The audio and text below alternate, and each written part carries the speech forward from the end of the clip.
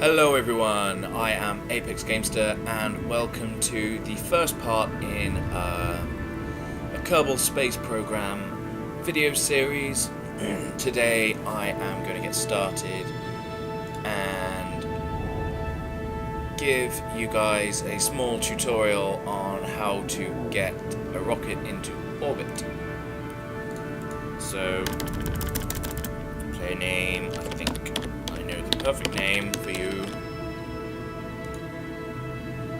And there we go. So here is our space station. We have a tracking station that gives you eyes on the universe, which is this. This is planet Kerbal, or Kerbin, I believe we will call it Earth, for argument's sake, as it looks like it is supposed to slowly resemble Earth. And then we have the Mun, or Moon, and this planet has two moons, Mun and Minimus, which then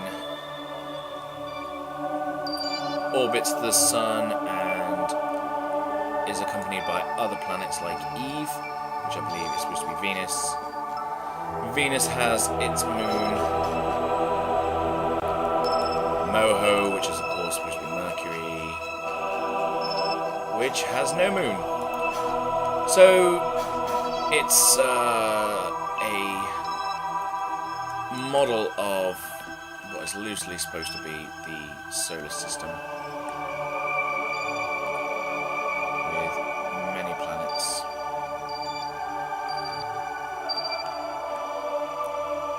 And it's very beautiful, and we will try to do our best to conquer the solar system. Here is our launch pad, which is where we launch our rockets, and I believe from here you can launch pre-saved rockets. Here is our vehicle assembly building, which where we build the rockets, and here is our space plane hangar, which we can use to build planes, jet aircraft that can fly around the planet.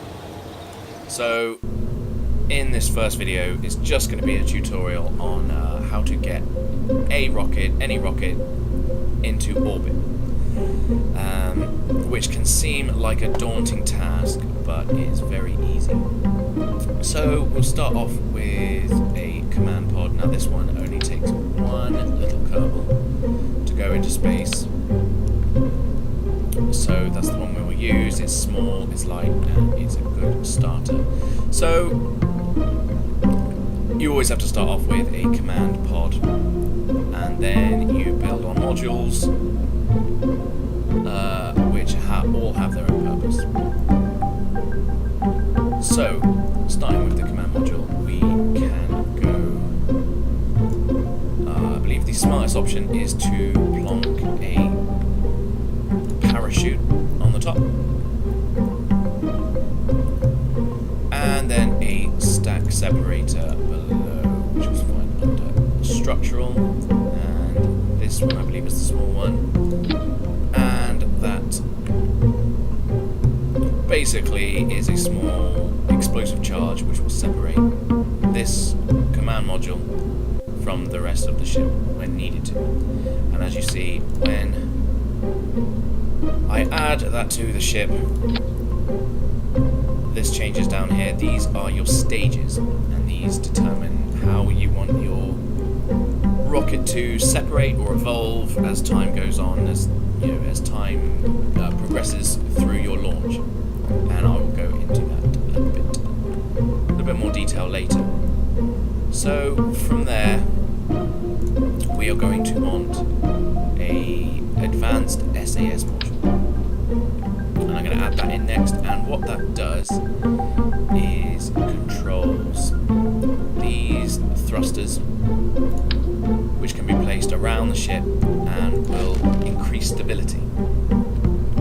They will automatically fire to prevent spins and basically from going out of control and spiraling off into space. So it's a very useful thing. And once you have one of those, we will place the thrusters in a minute, but the next thing we will need is a fuel tank for those thrusters.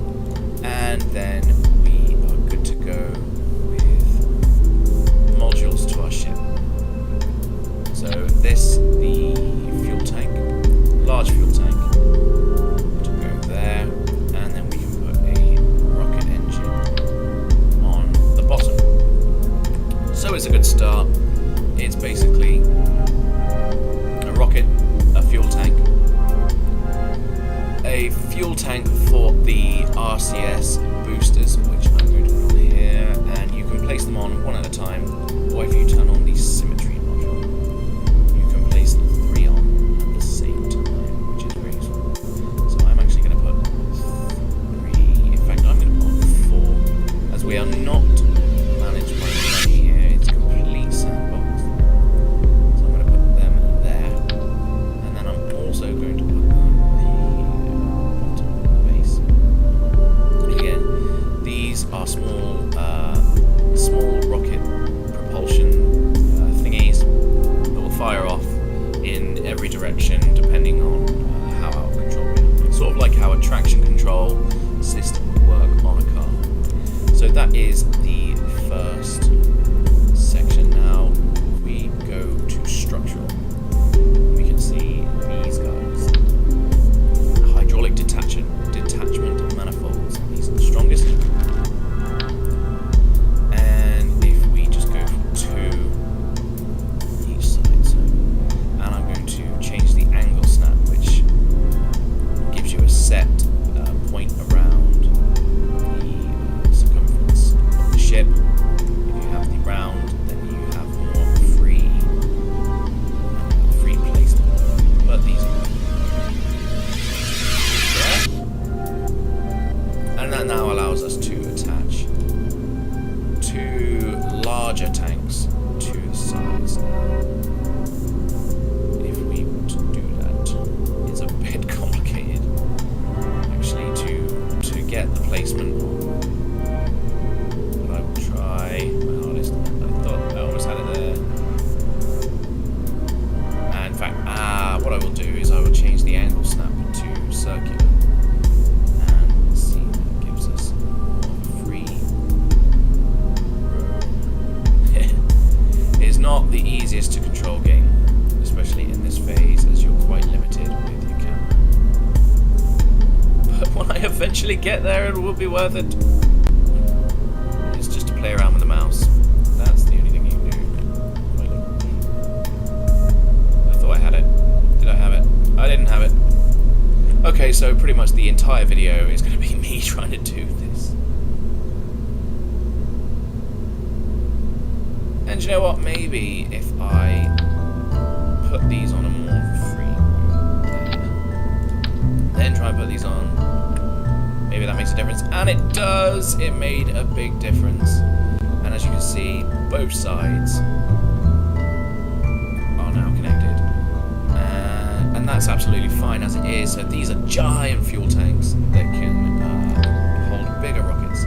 So we'll put the larger rockets on the bottom of these. And again, this is just a basic 2-stage rocket, or 3-stage if you count the end. And then just for aerodynamics, I'm going to put a nose cone. So this will be our rocket. And that's all we need, really. Also, I will, for structural reasons, if I place this further down, nearer to the ground, a little bit further, about there, these guys always come handy.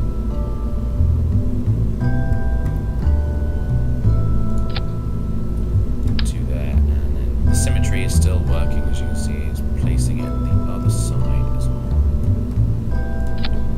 And there we go. So we now have a rocket, or what looks like a rocket, and it does, that will get us in a stable orbit around the Earth, or around Kerbin, the home planet of these little guys that are running around the factory floor completely aimlessly. And so once you've completed your rocket, you want to manage your stages. You want to make sure that you've got everything that you need. So as you can see, you hover over these modules and it will light up areas on the ship. So this is our first stage. When we press the launch button, this here is what is going to fire up. So according to this, as I press the launch button, all 4 of these struts are going to release the rocket, and at the same time the 2 larger. And I've just completed. There we go. So, yes. And the 2 larger rockets are going to fire and propel us into the sky. That's exactly what we want to happen. Then when we press the stage button, these 2 are going to release. And then if I was to press it again, the second rocket, the third rocket, the small rocket, will fire this centerpiece away from these two. Sort of a, it's a basic principle, basically. But what I'm going to do for myself is I'm going to click on there, and I'm going to pull the rocket from stage 2 down into this one, so that when I press the stage button, actually these will propel away from the center ship, and this rocket is going to fire at the same time. And then the second to last stage will be this section here firing this part of the rocket away, leaving us with just this nose cone, and then the last section will be opening the parachute. So this is all we need. This is a perfect, basic, standard rocket. And I will call it the Apex Orbiter.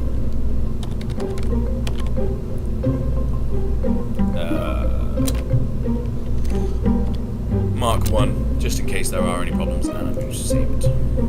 Okay, so let's go straight to the launch.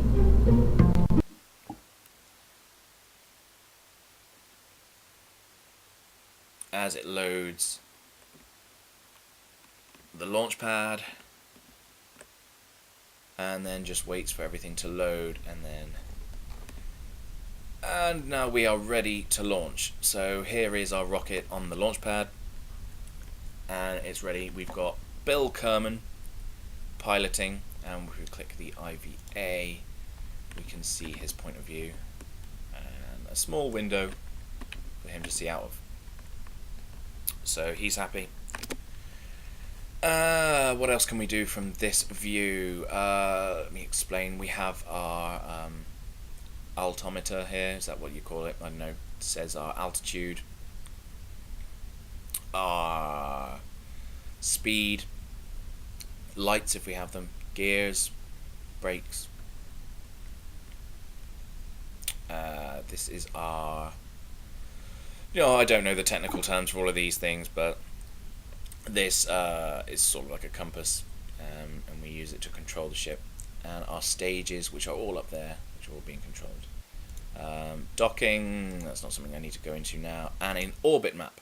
Now this is back to our map of space.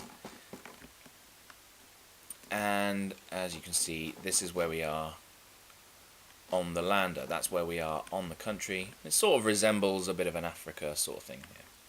So, and from here is where we can plot our orbits. And it's very beautiful. So we come out of that, and we are ready to launch. So, yes. So what I'm going to do is I'm going to throttle to maximum.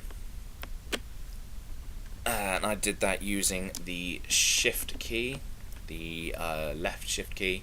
And that's setting the throttle of these two main thrusters to maximum.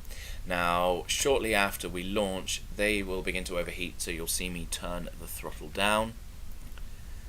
And I'm going to turn on the RCS thrusters and the advanced SAS module, which is going to keep us pointing up. So it's going to correct itself with the thrusters that I put on, as all that force pushes us up into the sky. So we're ready to launch, and we'll count down with a 3, 2, 1. Okay, and as you can see, we are launching off at a pretty fast rate. Our speed is here, 260 meters per second, and you can see we start to overheat, so to bring the throttle down, touch. And that's fine, just to manage that overheating. And you can see that the boosters here are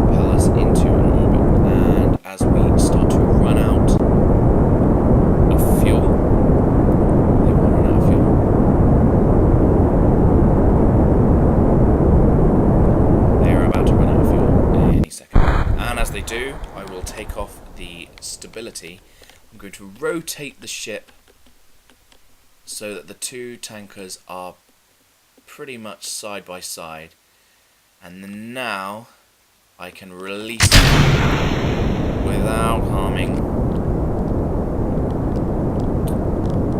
this part of the ship. Now I can now point to the horizon there, and again putting on both thrusters will keep it locked into that position. So now we are pointing towards the horizon at 80,000 meters above the ground at 1,500 meters a second along this trajectory. If I give it a bit more throttle going out to the map, we can see this arc. Now this arc is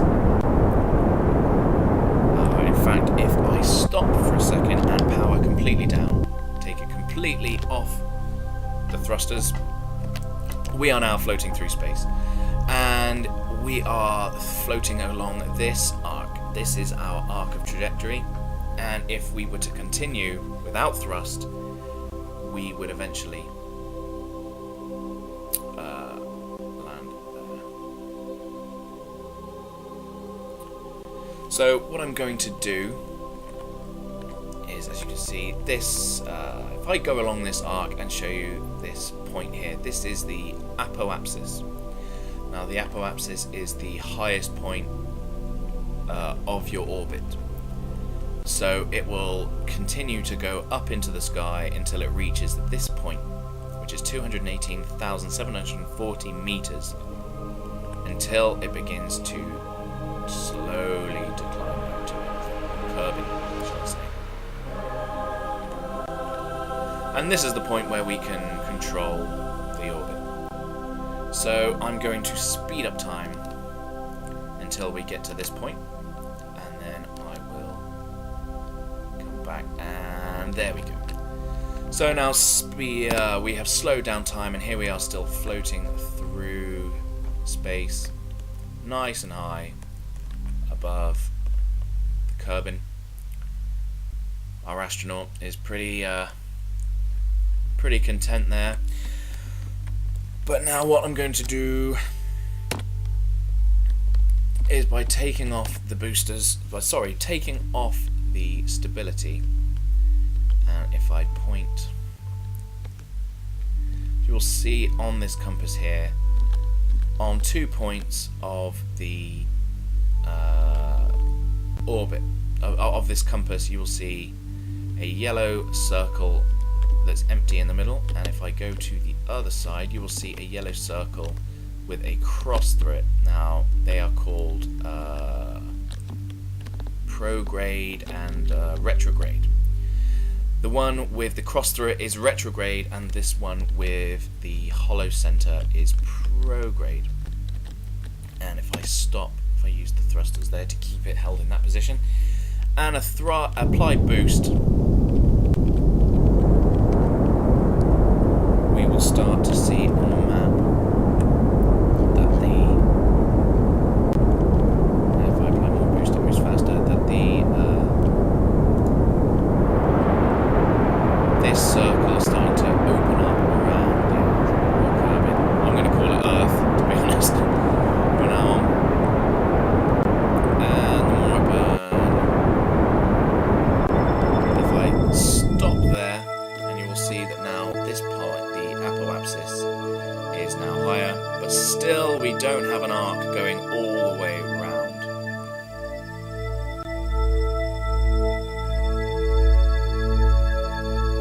Actually, we are going further towards the Earth. We're actually going in this direction. So what I will need to do is actually continue to burn until this goes, as you will see, it starts to extend.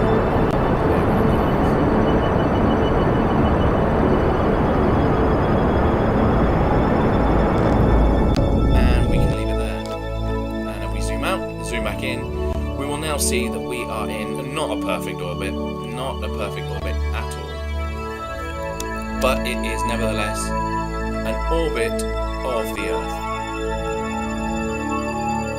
and that's pretty much all there is to it. We can turn the thrusters off, we can turn the RCS, the traction control off, and we can float around the Earth for as long as we need to do. Forever, in fact. It will now orbit around the Earth. And you can see the apoapsis, the highest point of the orbit, is out there at just under 1,200,000 meters above the surface. And the periapsis, which is the lowest point of the orbit, is at 151,500 meters. And it shows they will get there in 1 minute 45 seconds. So the orbit here is slightly elliptical. It's not perfectly circle. So I will try now to clean it up. But it is at almost a perfect 90-degree angle. It's not perfect, but almost a perfect 90-degree angle, which is in line with the Moon, which is 11,400,000 meters away. But we'll come to that in another video. There's a lot to take in. So we're going to try and clean up this orbit, and to do that I need to get to this, the periapsis, which is the lowest point of the orbit. And then when I'm here, which I will be in, as it says, 50 seconds, so I need to point the ship towards its retrograde point, which is the yellow circle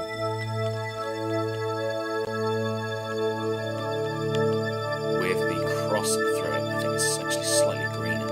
And if I stop it at that point, use the traction control gizmos that I've got, and it stays locked in that position. And then as soon as I reach the periapsis in 20 seconds, I will burn thrusters at the retrograde, which will close the larger side of the orbit, and you will see. And in fact, I can start to do that now. If I start to burn, you'll only a tiny bit of throttle, but you will see that the orbit is actually closing. As this one is pretty much staying the same at 151,000 meters. I'm going to try and hit this one at 150,000 meters.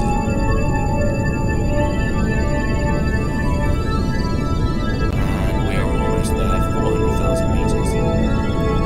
300,000.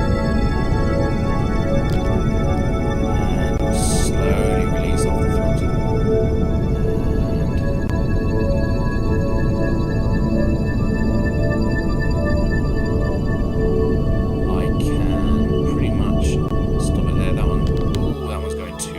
Okay. So we were burning off of the periapsis there, but again, so that one started to go lower. But as you can see, it has cleaned up the orbit massively. And don't worry about the fuel, because at this point, that is plenty to get home. And we don't need the traction control again. We are floating nicely through space.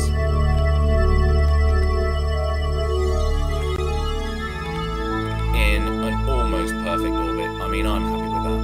And it's at 90 degrees, as you can see with the moon. So, perfectly, almost, in fact it is perfect, around the centre of the Earth, we have the apex orbiter.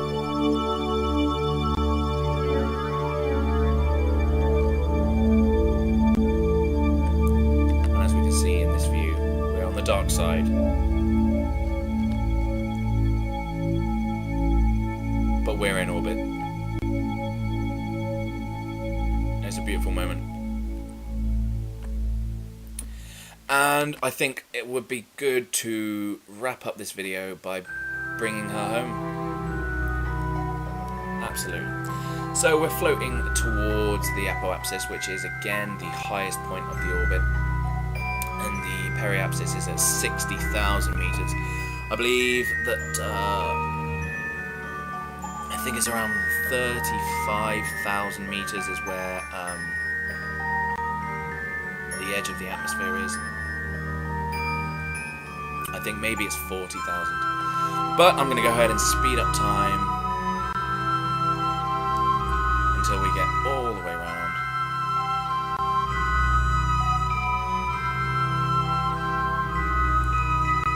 As we do here, as we get closer and closer, as my warp has slowed itself down.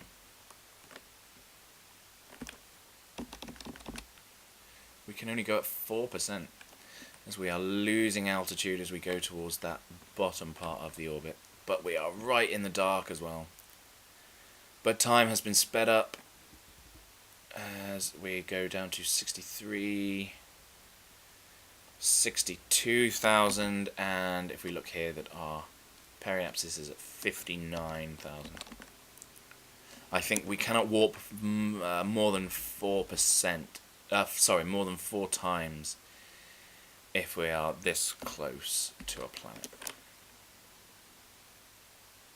And as you will see, as we start to go past that lowest point, our altitude will start to increase. As you can see, we're still going lower, and there we go. Now we are starting to gain altitude again as the orbit completes. Sorry for the spinning. And we are over the ocean. Now, to bring her back to Earth, we do the most efficient way is to get to this point, the apoapsis, as fast as possible, as we can control the decreasing of the orbit by the apoapsis, and we control the increasing of the orbit by the periapsis, I believe. Oh, it's so confusing. And it took me hours to get this started. And we still can't increase our warp.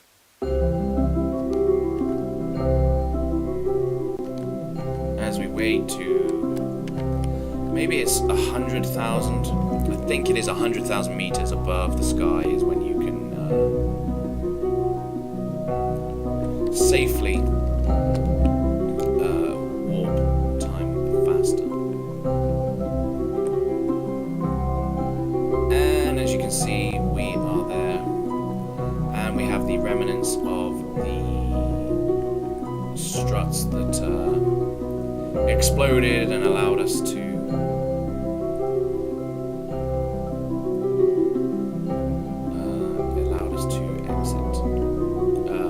allowed the large fuel canisters to eject, and they probably landed somewhere on the Earth, but it's a game, these guys don't mind, there are no giant towns, no civilians were harmed. And we still... oh, we can now warp time slightly faster. So let's warp time as we go closer to the apoapsis.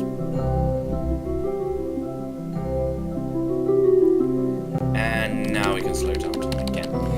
And we can control the ship from this point. As you can see, this still moves, and if we point it towards retrograde, which is the one with the cross in between, that again is used for slowing down, decreasing the size of an orbit.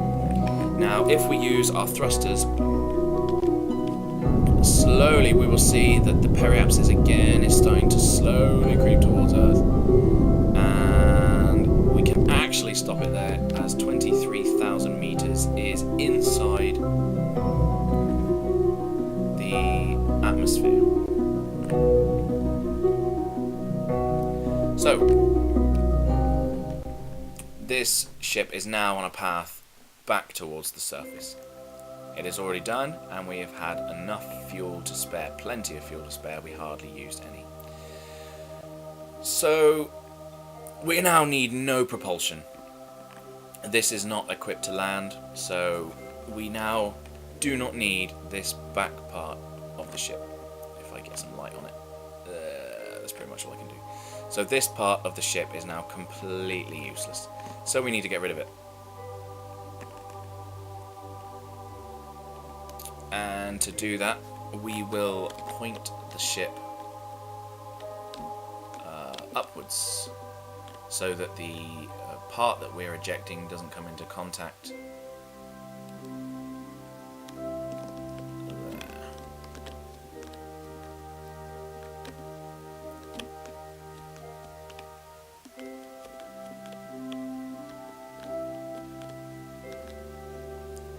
And detach.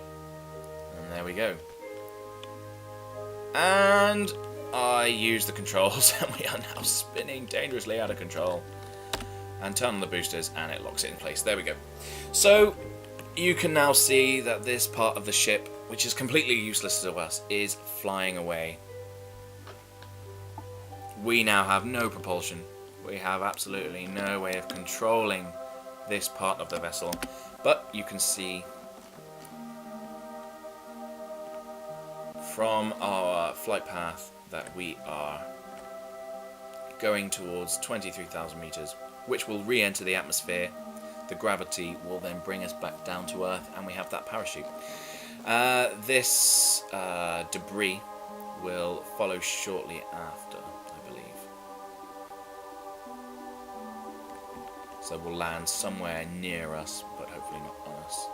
And here we are. We have some debris on the launch pad, which I believe were those struts.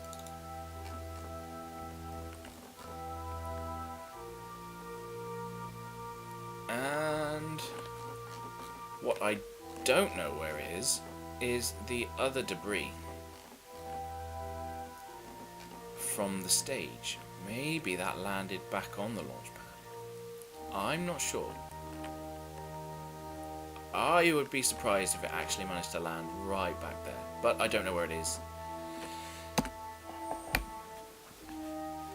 And we are floating here at 135,000 meters, slowly falling. But this will be a good time to explore. We can actually have our little astronaut, little Bill Kerman, to exit the pod in his little spacesuit, floating through space. He can let go. He can, and he has done. And he has little thrusters, and he can fly himself around space.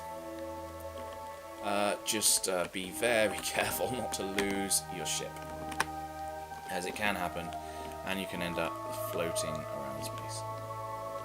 So let's try and maneuver ourselves towards the ship and be ready to dock when we can. And it is an exact science, I'm afraid. It is very difficult to control when you are in seeming. Oh, and he's hit his head on the bottom of the ship. So let's fire backwards and upwards. And that's too far. See, we'll never get it right.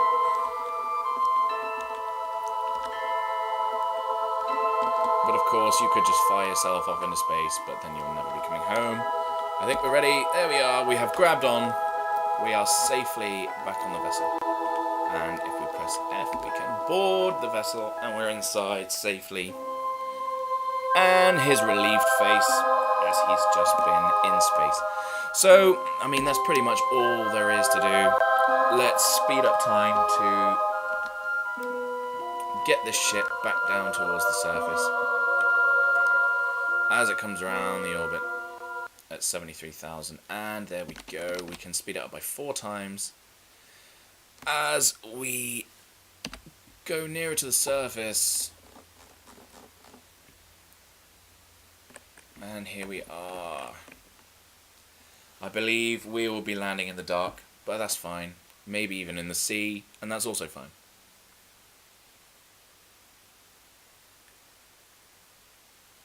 We can just float towards the center, and we enter under 50,000 meters. And there we see the moon, which we will one day complete and conquer.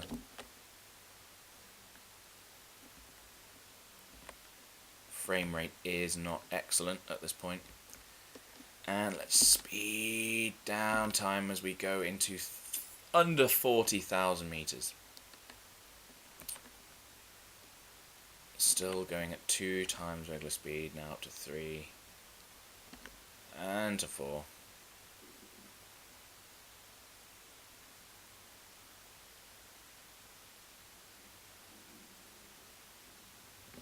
And as you can see, we're pointing at retrograde as we enter the atmosphere, and that lovely flare, lovely burn coming off the surface of the ship as we enter the atmosphere, making us aware that we are going home. And as you can see, yes, we are pointing at retrograde, and it's pretty much pointing in the opposite direction to which we are travelling. So retrograde pretty much means reverse. And prograde would obviously be pointing forward. But we're entering the atmosphere, and we can speed up time as this is going to take a while. And we're going to land somewhere on land as we go to under 10,000 meters. So again, it's not an exact science as to where we are. Because the altitude is, of course, sea level, and we are above sea level right now. So what I'm going to do is at 3,000 meters, probably a good idea to open the parachute as we do. And that is going to take a little while to activate as the air gets thicker and thicker and thicker and thicker. And I would very much like that to open as we are 700 meters above the ground, or above sea level. But it's opened, and we are traveling at 6.4 meters a second, and we will survive 600 meters.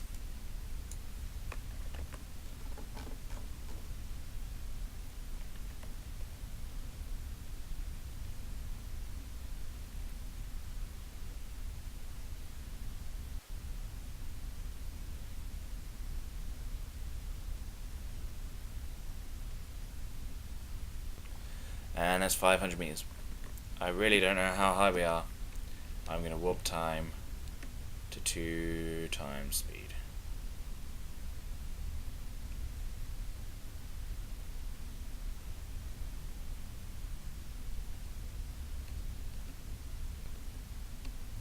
And there we go as we hit the ground.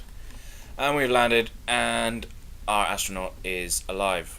So that is a successful mission, and that's how to orbit. I hope it wasn't too complicated, because it blows my brain just thinking about it. But thank you very much for watching, and we will be back for another video where we go for bigger robots, bigger rockets, and try and conquer the moon. So thanks very much for watching. Don't forget to like and subscribe and comment. Tell me what you think, and I will see you next time. Thank you.